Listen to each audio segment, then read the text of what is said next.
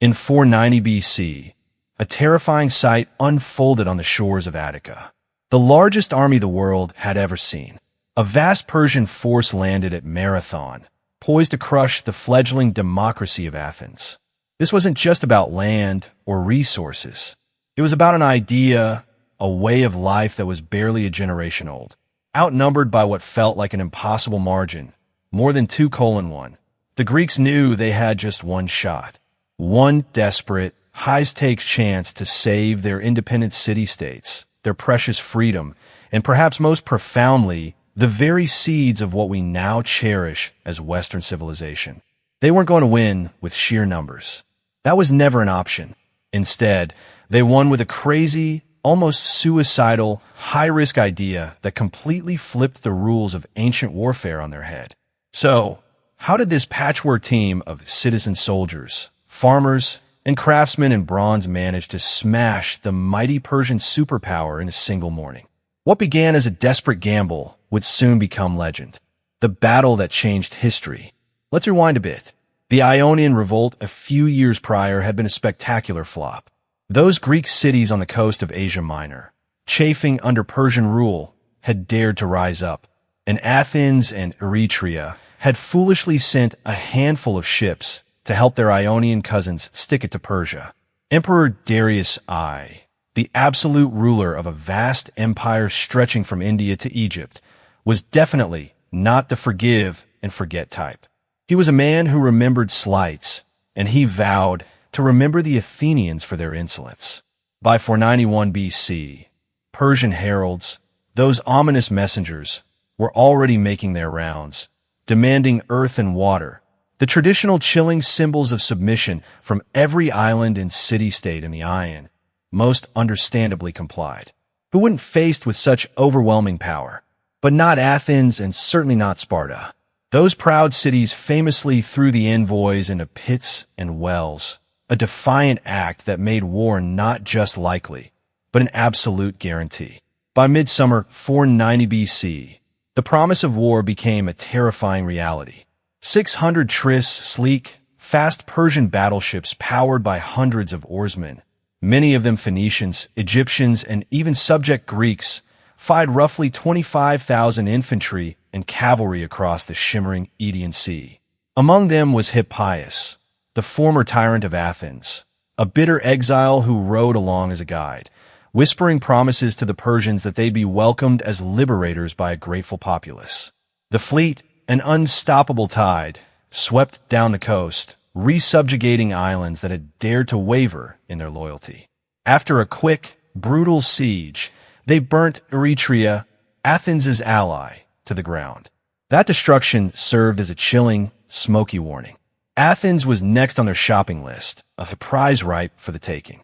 The Persians then beat their ships in the broad, marshy crescent of Marathon Bay, a spot about 26 kilometers northeast of Athens. This location wasn't accidental. The flat plain was absolutely perfect for their formidable cavalry, allowing them to maneuver and deploy with ease. The bay itself offered a deep harbor where ships could shuttle in supplies for weeks, if not months. Everything about this landing, from the sheer size of the force to the choice of terrain, screamed one thing. We're here for the long haul. We're here to stay, and we're here to conquer. Athens had to respond, and fast or face utter annihilation. Inside the city of Athens, the mood was, as you might imagine, pure panic. The 10 elected generals, the strategoi, each a leader in their own right, argued fiercely over what to do. The options seemed equally grim, each fraught with unimaginable peril. They could haul up behind their wooden walls, hoping the Spartans, their formidable allies, would arrive in time to save them. But how long could they hold out against such a massive force? Or they could march out, meet the Persians in open battle on the plain, and almost certainly die, their city left defenseless. The third option, a desperate, audacious gamble on a completely new kind of battle. A tactic that defied all conventional wisdom. The deciding voice, the one that cut through the fear and indecision, belonged to Miltiades. He was a battle-carved veteran of earlier Persian campaigns, a man who knew their ways, their strengths, and crucially their weaknesses. He had only recently returned from the Northern Ion, bringing with him invaluable experience. He knew Persian doctrine intimately. Their strategy was to soften the enemy with overwhelming clouds of arrows, then send in their powerful cavalry to break the shaken lines. Miltiad's plan, simple yet revolutionary. Don't let that script play out. Don't let them dictate the terms. Even before the main force moved, one Athenian, a legendary runner named Phidippides, had already begun an epic sprint. He covered the staggering 240 kilometers to Sparta in just 2 days, begging for help. The Spartans, while sympathetic, were bound by strict religious tradition. They couldn't march until the full moon. Athens, however, couldn't wait for any celestial calendar. Their very existence hung in the balance. So they mustered every able-bodied man, citizens from 18 to 60, about 9,000 heavily armored hoplites clad in gleaming bronze. And they weren't alone. The Placians, tiny but fiercely loyal Boian allies, sent a full 1,000 more of their own, a testament to their courage and commitment. In total, the Greek force numbered roughly 10,000 heavy infantry, 0 cavalry, no archers of their own, a small, compact force against an empire. They marched out at dawn, covering the 26 kilometers to Marathon, arriving at the foothills overlooking the plain just as the morning sun began to light the countless Persian campfires below. The sight must have been both awe-inspiring and utterly terrifying. A Greek hoplite wasn't just a soldier. He was a walking fortress. He wore a B-shaped bronze helmet, often adorned with a crest that left only his eyes and mouth visible, offering incredible protection but limiting peripheral vision.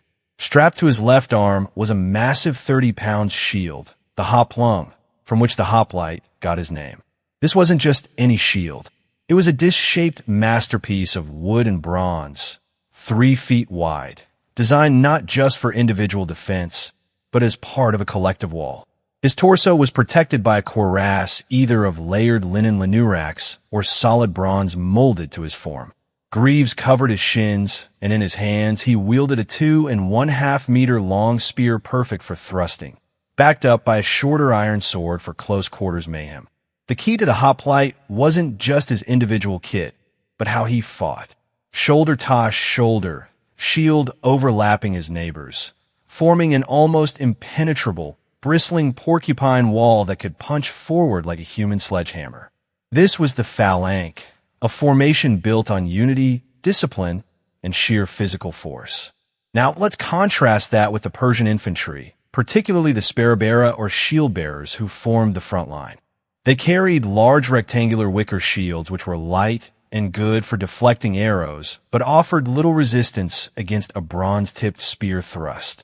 Their armor was typically light cloth or leather, a stark contrast to the Greeks' heavy bronze. Their primary weapons were shorter spears, and they carried quivers of arrows for skirmishing. Behind these frontline troops came the true power of the Persian ranged attack, the Median and Persian archers. These were highly skilled bowmen unleashing volleys from powerful composite bows with 60 pounds draw weights capable of raining down death from a distance. And then there was the Persian cavalry, priceless on open plains. These mounted archers and lancers wore scale cuirasses and could pepper an enemy with arrows from horseback or charge down a broken formation. In a straight-up head-to-head shove, the Greeks with their heavy armor and tight formation were like tanks.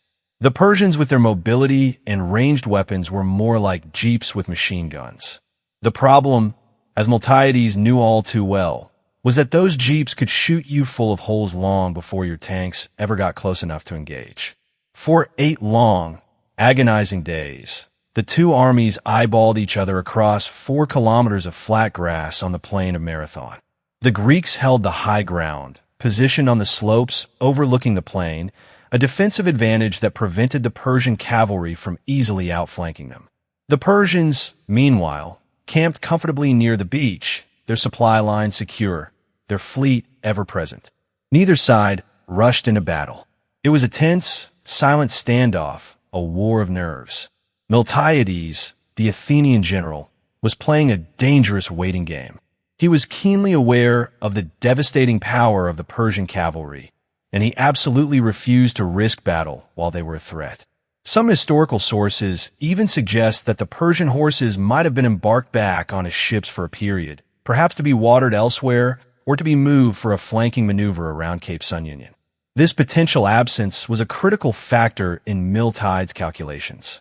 Meanwhile, Athenian morale seesawed wildly between the gnawing fear of being outflanked, surrounded, and massacred, and an eager, almost desperate desire to just get it over with, to meet the enemy and decide their fate.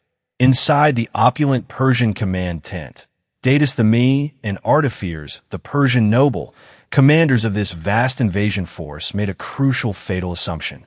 They believed the Greeks would stay put on their high ground, perhaps engage in some minor skirmishes, but surely never dare to charge a numerically superior force.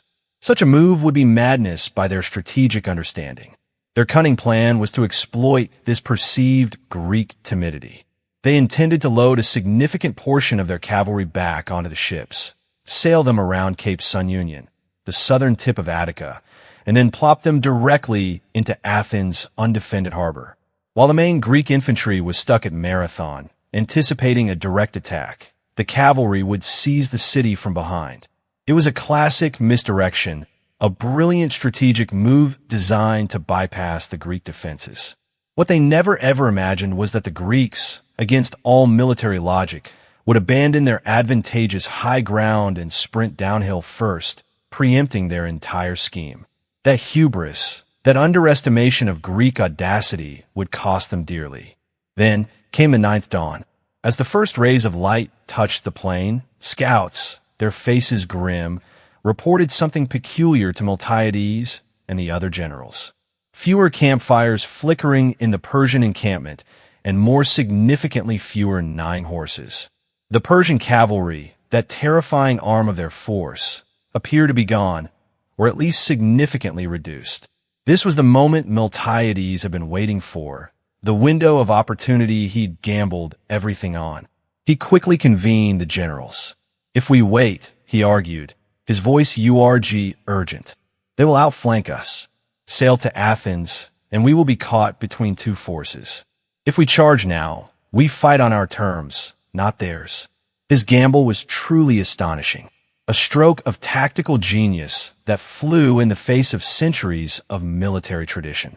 Instead of the standard robust 8-deep line that Greek phalanxes typically formed, Miltiades ordered a radical change. Pack the wings to a depth of 8 or even more while thinning the center perhaps to only 3 or even just 2 men deep. It was utterly counterintuitive, wasn't it? Every instinct screamed to reinforce the center, the most vulnerable part of the line. But Miltiades had a brilliant, almost perverse idea. He knew the Persian best troops, their elite, would naturally gravitate towards the center of the battle. His plan was to let them punch through that deliberately weakened middle, creating a vacuum. While the Persian center surged forward, thinking they had broken the Greek line, the massively reinforced Greek wings would curl inward like powerful pincers, enveloping the enemy from both sides. It was a classic double envelopment, a maneuver that would be studied for millennia, except no one had ever successfully tried it against a force as massive and formidable as the Persian army before. And there was one more twist, one final audacious flourish. Once the Greek line formed up, they would advance at a steady walking pace, maintaining their perfect formation. But then, and this was the truly insane part, at about 200 meters out, they would break into a dead flat-out run. A full sprint in 30 pounds of bronze armor across uneven ground. That last furious dash served a critical purpose. It would drastically minimize their exposure to the devastating Persian arrow volleys, giving the archers less time to loose their shafts and reload. More importantly, it would smash the phalanx into the enemy shield wall with incredible momentum before the archers could get off a second, more accurate volley. It was high risk, no doubt about it. If the Persian cavalry had still been ashore, those horses would have ridden down the Greek flanks, and the entire plan would have collapsed into a bloody rout. But if the horses were indeed gone, well, as the old saying goes, fortune truly favors the bold. Miltiades was betting everything on that fortune. The moment arrived. Trumpets blared across the plain, their sharp metallic calls echoing the tension. 10,000 bronze helmets, glinting in the morning sun, bobbed in rhythmic unison as the Greek hoplites began their descent down the slope. From the Persian trenches, archers, initially surprised, quickly knocked their arrows, preparing for the usual slow, methodical crawl of an approaching enemy. What they got instead was an impossible, terrifying sprint. Clouds of shafts hissed skyward, a deadly, dark rain. But in that desperate dash, most clattered harmlessly off the thick bronze shields and helmets, deflected by the speed and the sheer momentum of the charge. In less than 3 minutes, an astonishingly short time, the hoplites crashed into the Persian shield wall. It was a thunderous impact, spears punching through flimsy wicker, a collective roar erupting from the Greek lines as they pushed forward. A wall of bronze and fury. At first, it looked like Persian numbers and their elite troops might still tell the tale. The Greek center deliberately thinned, buckled under the immense pressure. The hoplites their backpedaled, shields locked, giving ground slowly but crucially. They were not breaking. Their discipline forged in the crucible of their city-states held firm. This was all part of Miltiades' genius. While the center enacted its controlled retreat, the massively reinforced Greek wings, like two unstoppable juggernauts, smashed into the lighter Persian infantry on their flanks. Once those wings had decisively broken their immediate opponents, they executed a perfectly timed, pre-planned maneuver.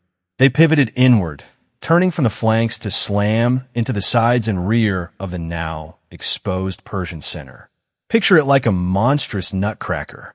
The vaunted Persian corps, thinking they had achieved a breakthrough, surged forward into the vacuum created by the retreating Greek center. Then, with terrifying precision, the jaws of that nutcracker snapped shut. Surrounded on 3 sides, their formation shattered. The vaunted Persian immortals and other elite units panicked. Wicker shields splintered. Spears snapped. The Greeks kept pushing, their coordinated effort unrelenting until the entire Persian line, caught in this deadly embrace, unraveled completely, dissolving into chaos and fleeing desperately towards the beach. The battle itself lasted maybe 2 hours. Short, brutal, and utterly decisive. The plain of Marathon, once a peaceful expanse, was now a scene of horrific carnage. Persian dead littered 6 square kilometers. Ancient tallies, though perhaps exaggerated, claim a staggering 6,400 lives lost. Greek losses by stark contrast were unbelievably light. A mere 192 Athenians and 11 brave Platons. Datis, the Persian commander, scrambled to salvage what he could, desperately harrying the terrified survivors onto his waiting ships. The Greeks, fueled by adrenaline and a fierce desire for vengeance, grabbed the mooring ropes, straining with all their might to haul the vessels ashore. Desperate to prevent the fleet from escaping, they managed to capture only 7 trims in the chaotic melee. The rest, with oars flashing furiously, pulled away from the shore. Their retreat a desperate, uncoordinated scramble. But the drama wasn't over. Not by a long shot. The Persian admirals, having regrouped slightly, still clung to the hope that Athens itself might be undefended. A prize waiting to be plucked, they hoisted sail and crept south along the coast, planning to seize the city under the empty Acropolis. Believing the Greek army was still exhausted and trapped at Marathon, Miltiades, with an almost uncanny foresight, guessed their intentions perfectly. He immediately ordered his army, exhausted, armor sodden with sweat and blood from the recent savage fight, to march back to Athens at a forced, relentless pace. It was another incredible feat of endurance. They covered those same 26 kilometers in full kit, pushing through their pain, descending from Mount Pennelon just as the first Persian mass appeared in Falarin Bay, visible in the distance. Seeing the hoplites standing grim and ready, manning the walls of their city, Datis finally weighed the risk. The element of surprise was gone. His invasion had failed. With a heavy heart, he turned the fleet and vanished towards Asia. So, let's break it down, shall we? Why did this impossible victory happen? It wasn't just one thing, but a perfect storm of factors, brilliantly orchestrated. First, superior armor. Bronze beats wicker, plain and simple. The Greek hoplites' heavy protection meant they could absorb hits that would fail a lightly armored Persian soldier, allowing them to close the distance and inflict devastating damage in melee. Second, superior discipline and motivation. These weren't conscripts whipped in a line. These were citizen soldiers who owned the land they fought for, who had a direct stake in their city's democracy and freedom. They fought harder with a unity and resolve that a disparate imperial army simply couldn't match. Third, terrain choice. The marshy, uneven plain of Marathon, cleverly chosen by the Greeks, severely cramped the style of the formidable Persian cavalry, effectively neutralizing their greatest strength. Fourth, speed. That audacious, unprecedented run negated the Persian archer advantage, denying them the time to unleash their full destructive volleys. The Greeks were on them before they could reload, turning a ranged battle into a brutal close-quarters melee where Greek strength excelled. Fifth, and perhaps most crucially, leadership Miltiades. He turned a potential massacre into a chess match, outthinking and outmaneuvering an empire. His tactical innovation, the thin center, the strengthened wings, the charge was revolutionary. And finally, morale. The Greeks fought for their homes, for their Nint assembly, for their newly minted democracy. They understood the stakes. The Persians, by contrast, largely fought because a great king told them to for the glory of an empire that often felt distant. When push came to shove, heart counts, and the Greeks had it in spades. The victory at Marathon did more than just save a single city-state from subjugation. It proved definitively that disciplined heavy infantry fighting with purpose could smash the world's biggest, most feared empire. Greek warfare pivoted dramatically from scattered skirmishes to focused shock tactics. City-states across Greece poured wealth into hoplite training, developing wider phalanxes and even longer spears, refining the winning formula. Persian prestige, once unassailable, cracked. Subject provinces across their vast domain began to whisper of revolt, seeing that the mighty had feet of clay. A generation later, Xerxes, Darius's son, would try again, bringing an even larger force to Greece, leading to legendary stands at Thermopylae, the naval brilliance of Salamis, and the final land battle at Platea. But Marathon had already shown the world that the myth of Persian invincibility was just that, a myth. The impossible had been achieved. To put this in modern perspective, imagine a small country with a high-tech, highly trained volunteer army standing up and decisively defeating a massive superpower equipped with superior technology and overwhelming numbers. It's a story about ingenuity, determination, and fighting for core values against overwhelming odds. The timeless story of underdogs winning the day. Now, about that iconic image of the lone runner. It's a powerful one, isn't it? But here's a little historical nuance for you. Herodotus, our primary source for the Persian Wars, never actually mentions a lone courier sprinting to Athens with news of the victory only to collapse and die on the Acropolis. What Herodotus records is Phipid's earlier run from Athens to Sparta to seek help. That incredibly romantic, dramatic twist of a death run from Marathon to Athens crops up much later, centuries after the fact, in the writings of Plutarch and others. Still, whether historically accurate or a later embellishment, the spirit of that story endures. Modern marathons, those grueling 26.22-mile races, trace their very name and spirit to this day, commemorating that epic dash. Imagine the sheer adrenaline, the exhaustion, shield stacked, the graves of their fallen comrades still warm, and then a breathless herald, possibly Phidippides himself, shouting, "Rejoice! We conquer!" Whether fact or fable, the image stuck, a testament to the power of a story, proof that words, when charged with such meaning, can travel farther and inspire more deeply than any arrow. Persia, of course, would lick its wounds, but Marathon had lit a fuse that would explode into a century of conflict and transformation. Athens, emboldened by its impossible victory and the newfound confidence in its citizen army, didn't just sit back. It began to build a formidable navy, forming the Dien League, which over time would morph into an Athenian empire. The drama, the philosophy, the architecture, all the foundational stuff we now proudly file under Western civilization got the crucial breathing room they needed to flourish, precisely because a few thousand farmers in bronze armor stood their ground one September morning. The very concept of civic participation and the value of individual freedom were underscored by this epic defense. Not bad for a plan reportedly sketched out in the dirt of a battlefield, was it? So that's the Battle of Marathon, a story that shows us brains, discipline, and a little bit of audacious, calculated risk can truly topple overwhelming odds. 10,000 Greeks stared down an empire that dwarfed them in every conceivable way, bet everything on a desperate sprint, and in doing so utterly reshaped the course of history. Next time you lace up your shoes for a jog or step into a voting booth to cast your ballot in an election, take a moment to remember you're living in the profound, enduring ripples of that crazy, courageous sprint across a marshy plain in 490 BC. The fight for freedom, it turns out, can start with a single impossible charge: